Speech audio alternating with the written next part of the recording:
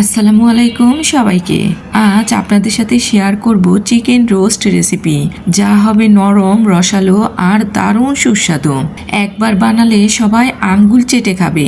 Chicken roast বানাতে গিয়ে যদি কখনো ঝোল পাতলা হয়ে যায় বা মাংস শক্ত হয়ে যায়, তাহলে আজকের রেসিপি আপনার জন্য। তাই আজকের রেসিপিটি শেষ পর্যন্ত দেখুন, কারণ ছোট ছোট টিপসগুলো না জানলে সেই পারফেক্ট স্বাদটা আসে না। আজ সব গোপন টিপস শেয়ার করছি। রোস্টের রং, গ্রান আর স্বাদ সবকিছুই হবে একদম পারফেক্ট। তাহলে চলুন দেখে নেওয়া যাক চিকেন রোস্ট রেসিপি। এখানে আমি 3টা মুরগি রোস্টের সাইজ করে কেটে নিয়েছি, 12 পিস আছে। এগুলোকে আমি ধুয়ে পরিষ্কার করে নিয়েছি। এবার আমি এখানে হাফ চা চামচ আদা বাটা, হাফ চা চামচ রসুন বাটা দিয়ে দিলাম, আর হাফ চা চামচ লবণ, 2 চা চামচ টক দই আর লেবুর রস দিয়ে দিলাম। এগুলো দিয়ে খুব ভালো করে মেখে নেব। বেশ কিছুক্ষণ এগুলোকে মেখে আমি রেস্টে রেখে দিব 1 ঘন্টার জন্য। এখানে আমি কিছু মশলা নিয়েছি, লং, এলাচি, বড় এলাচ একটা, জয়ত্রী, শাহি জিরা, পোস্তদানা আর জয়ফল নিয়েছি 4 ভাগের 1 ভাগ। এগুলোকে আমি বেটে একপাশে রেখে দিব। আর এখানে নিয়েছি গোলমরিচের গুঁড়ো, এগুলোকে আমি বেটে নিব। আর এখানে নিয়েছি কাঠবাদাম, কাজু বাদাম আর চীনা বাদাম, এগুলোকেও আমি বেটে নিব। এবার আমি 1 ঘন্টা পর চিকেনগুলো নিয়ে এসেছি। এবার এগুলোকে আমি ভেজে নেব।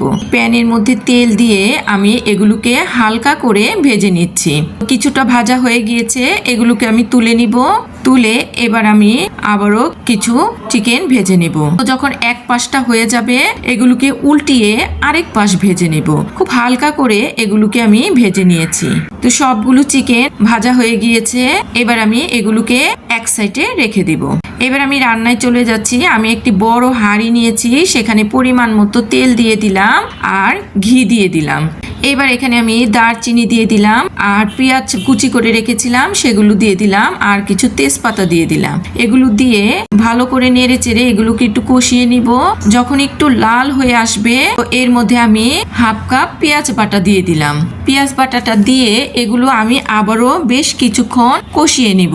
এবার আমি এখানে হাফ চা চামচ আদা বাটা, হাফ চা চামচ রসুন বাটা দিয়ে দিলাম। দিয়ে এগুলোকে আবারও কিছুক্ষণ কষিয়ে নিব। এবার এখানে আমি সামান্য একটু পানি দিয়ে এই আদা রসুনের মশলাটাকে একটু কষিয়ে নিব।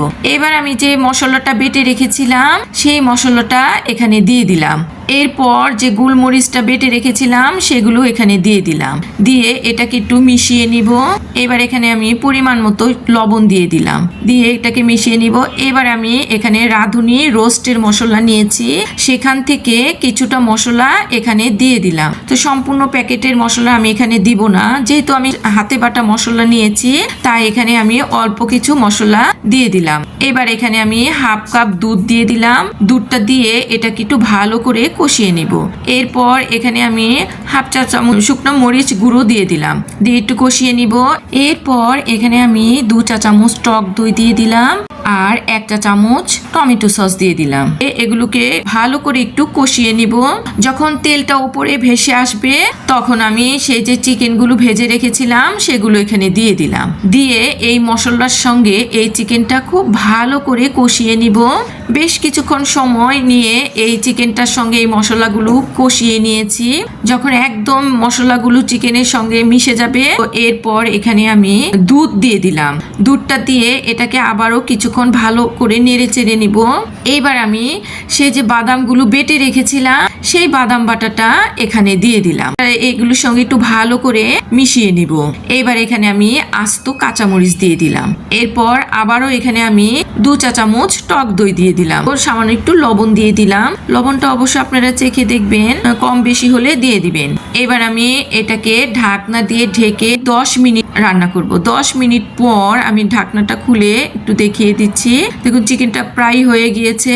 এবার এখানে আমি আবারও ঘি অ্যাড করে দিলাম। ঘিটা দিয়ে আবারও এটাকে ঢাকনা দিয়ে ঢেকে রেখে দেব 5 মিনিট। চুলার আঁচটা একদম মিডিয়াম আঁচে করে রেখে। রোস্টটা হয়ে গিয়েছে। এবার আমি এক পেঁয়াজের বেরেস্তা উপরে দিয়ে দিলাম। চুলাটাকে এবার বন্ধ করে দিব। রোস্টটা রান্না হয়ে গিয়েছে। এবার আমি এই রোস্টগুলোকে একটি প্লেটের মধ্যে সাজিয়ে নিচ্ছি। তো দেখুন রোস্টগুলি কতটা দেখতে সুন্দর হয়েছে আর লোভনীয় হয়েছে। এই ছিল আজকে চিকেন রোস্ট রেসিপি। আশা করি আপনাদের ভালো লেগেছে। আর যদি আমার এই রোস্টের রেসিপি আপনাদের ভালো লেগে থাকে তাহলে একটি লাইক দিন, শেয়ার করুন এবং সাবস্ক্রাইব করুন। আপনাদের প্রতিটি লাইক, কমেন্ট, সাবস্ক্রাইব আর ভালোবাসা আমাদের আরও ভালো রেসিপি তৈরি করতে উৎসাহ দেয়। আপনার রান্নাঘর ভরে উঠুক সুস্বাদু খাবারে, ঘ্রাণে আর পরিবারের মুখে থাকুক তৃপ্তির হাসি। ভালো খাবার, ভালোবাসার মানুষ আর সুন্দর মুহূর্ত, এই তিনটি জীবনকে আরো আনন্দময় করে তোলে। আবার দেখা হবে নতুন কোনো সুস্বাদু রেসিপি নিয়ে। সবাই ভালো থাকুন, সুস্থ থাকুন। আল্লাহ হাফেজ।